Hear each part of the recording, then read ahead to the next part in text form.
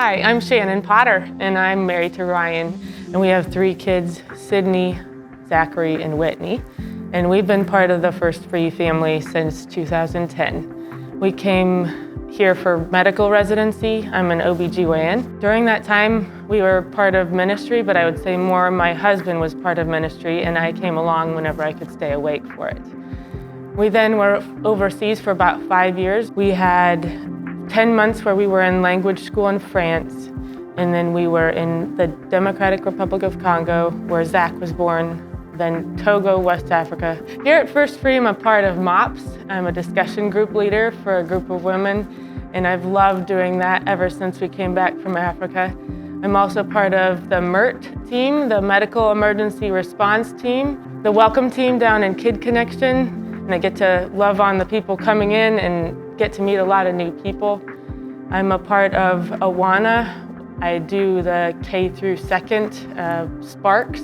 My husband and I are involved in leading a small group here at church on Sunday mornings and also in our home on Tuesday nights. So during the week, I am a mom, and I'm also an OBGYN, and I'm also someone who feels like they're 100% all in ministry. When I was young, my parents moved from Montana to North Dakota solely for the purpose of ministering in a church that didn't have a music minister.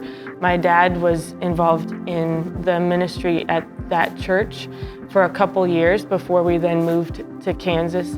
I've always been in a small town, and it just felt like ministry is second nature. My parents were always going out and helping someone. My mom would go and help water flowers or minister to someone next door. My dad would be fixing something in their car or on their roof.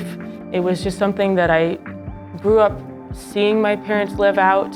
And so my faith actually wasn't something I ever doubted strongly, because it wasn't something that my family, it was different at church and then it was different at home. It just felt like that's what we did. I remember my mom every morning would read her Bible, and my dad, I'd see him with his Bible open as well.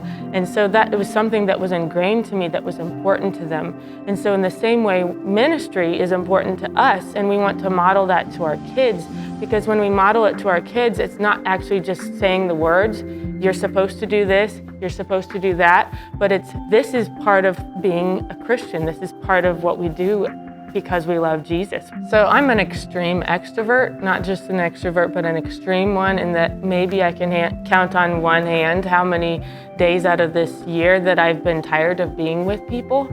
I also feel like I have a gift of discernment and knowing kind of when to say things and when not to say things. I use discernment in my job as an OB in a way that when I'm with a patient, sometimes it's appropriate for me to stop and ask them if they would like me to pray for them about something.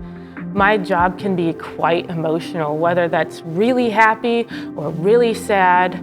There's a lot of emotional component to what I do. I do feel like everything that I'm doing is not just my job. It's not something I happen to get paid for, but it's a service to God. When we were in Congo, our mission was to be doing a surgery for women that only is done in Africa. And that's kind of why I got into missions. It wasn't because I wanted to be a missionary per se or holier than thou, but actually the type of surgery that I'm involved in is only done in places where people don't have access to good health care, which happens to be overseas. And so my passion to be a missionary overlaps with my passion to be a doctor in that way. The ministry that we did overseas impacted us in a way that when we looked at ourselves, when we were having free time in the US, when we didn't have to do laundry for 4 hours and it only took a push of a button, and when we could actually talk to our neighbors in English instead of a second language, we felt like we should be in ministry just as if we were still full-time missionaries and have the same attitude that somebody's sending us out to do work for them. And that somebody that's sending us out is the Lord. And so even though we're not accountable to a lot of people that are giving to our mission fund anymore, we're still accountable to the Lord for what He's asking us to be a part of.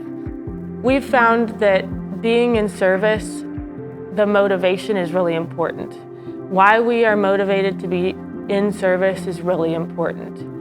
If we are motivated because we feel bad, because we have more than other people, if those are our only reasons and motivations for serving other people, then eventually all of that is going to fall flat. If our motivation is simply to glorify God in whatever we're doing, that will be successful. Because whether we're productive or not, whether we're doing the ministry we thought we were going to do or not, we can still glorify God in our actions. We can glorify God in how we model what we're doing to our kids. We can glorify God in anything that we're doing. That's a fallback that will never get old.